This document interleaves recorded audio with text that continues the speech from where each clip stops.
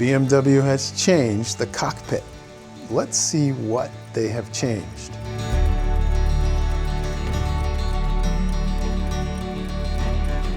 Now I have right here, my 21 1250 RT, and of course, the new 25 1300 RT.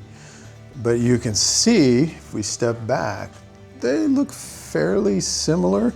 Right away you'll notice the tank is more curved here versus here it's more flattened out a little bit. And also right away you notice right here, oh yeah, what's missing?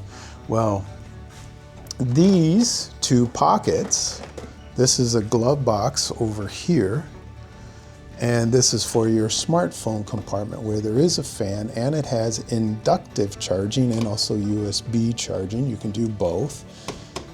And those are, yes, of course, lockable with the key fob. But so is this is lockable with the key fob, but notice the pockets are gone.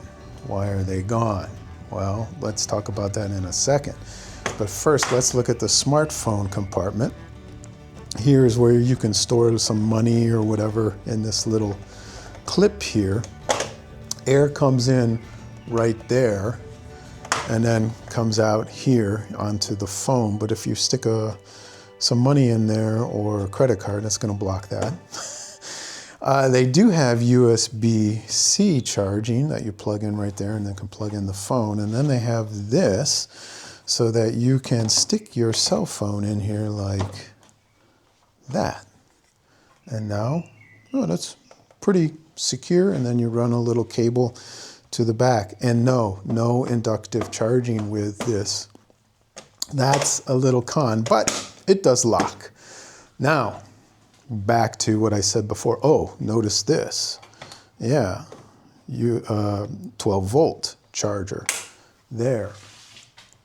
And what do you notice here? Ooh, yeah, look here. The favorite buttons are right here.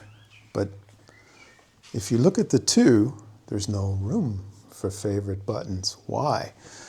Well, because of this. If we pull this side panel up, so there's in the down position to allow air in, and if we pull it up, it's going to block that air from coming into the passenger and rider compartment. So then that means there's no room for the favorite buttons. So what did they do? Since on this side, same problem, they put the favorite buttons up here, 1, 2, 3, 4, although I don't like that because when I'm sitting on the bike, it's hard for me to see, although you can just go down and feel, okay, 1, 2, 3 with your fingers. So it's not that big of an issue. But also, what I do not like about the favorites buttons is I personally have this for heated grips, heated seat, map navigation, and reset the trip every time I get gas. But on this, you cannot do heated grips and heated seat. Why? Because there's a new button here. And if you have the 1300 GS, you have this same multi-function button. You press that, and then you can get into using the windscreen up and down, or the heated grips, or traction control, and so on. But you look over here, you don't have that button anymore. This is for when you have the adaptive cruise control on, and you can set the distance of how far you want that to travel from the car in front of you. That's what that button's for. And here's the up and down windscreen. So this is a dedicated for the windscreen, and this is dedicated for the distance you want to travel from the car in front of you. Now those two buttons have changed to an up and down and multifunction button. Say multifunction, well, let's turn them on. So this is how you turn on the old one. It's right there, right? But you go over here, it's not there. Where is it? It's right here on the handlebar. Let's turn that on. Just like the new GS, the 1300 GS, same button, yes. So if I press this, it goes up, and those are the four things: your cruise, your heating, your windscreen, and dynamic traction control. I have it set on windscreen is the primary function, but the second one, if I see the hold there, then it goes into the heating. So if we go back out and I press and hold, I have it set. So now when I hit the up arrow, oh, I did it too quickly. Let me do it again. Press and hold. There, now off.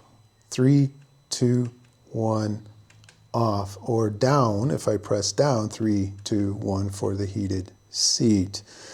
But if I let that go off and I just use this button here, I'm using this to go up and down, now it'll just be, it's on windscreen. So you can see right there, if I just press, now you can see those two things, it will be on. So that's the difference.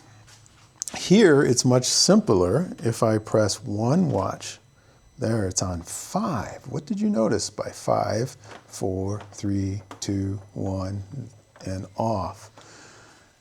There's 5 levels of heat with the grips and seat on this, and there's only 3 with the grips and seat on this. Why did they reduce it? I don't know. I personally like the 5 because I always ride with summer gloves, even in the fall and spring. And sometimes, even in the summer, I like it on 1 a lot. Just enough to keep the fingertips warm and the hands warm a little bit. But with this, 1 is often too hot. So I got to turn it off, then on, off, all the time. So that's a con with the new one. You only have 3 settings. It might not bother you, but it would and does bother me. I love this RT. BMW, why did you take that away from me? Now, on to the next. Now let's talk about passenger comfort. Here's the old seat. Here's the new seat. Yeah. And what do you notice here? This is heated now.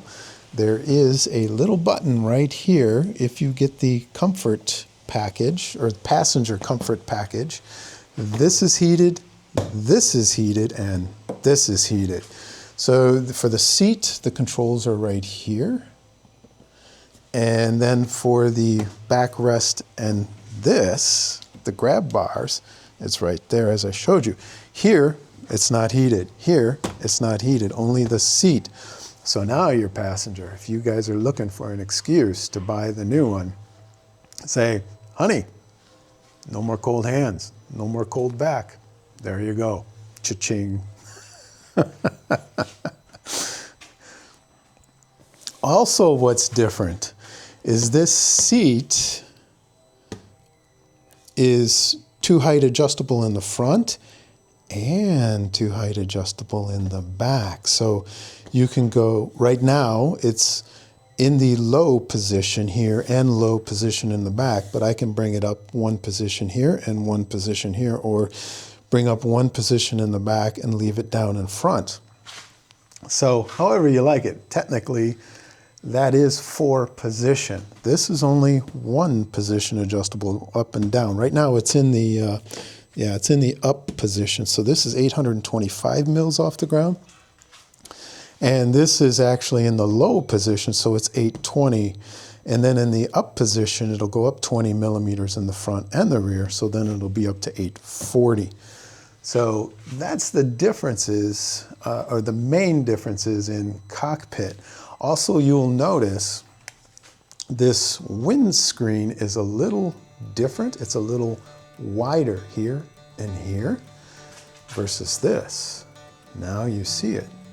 It's a little wider here. Let me shut that off and let me shut that off. Oh, now it's going to go down because I had that up. Okay, and this is the sports screen that comes standard now on the triple black. You notice I have the sport blue, but I don't have the short screen, which came standard. I have the tall touring or the normal screen, and yes, you can get that on here.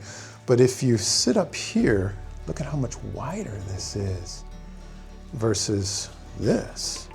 Yeah, So what they're doing is they're changing, making little changes. Let's move up here to the mirrors. These wind deflectors protect the hands.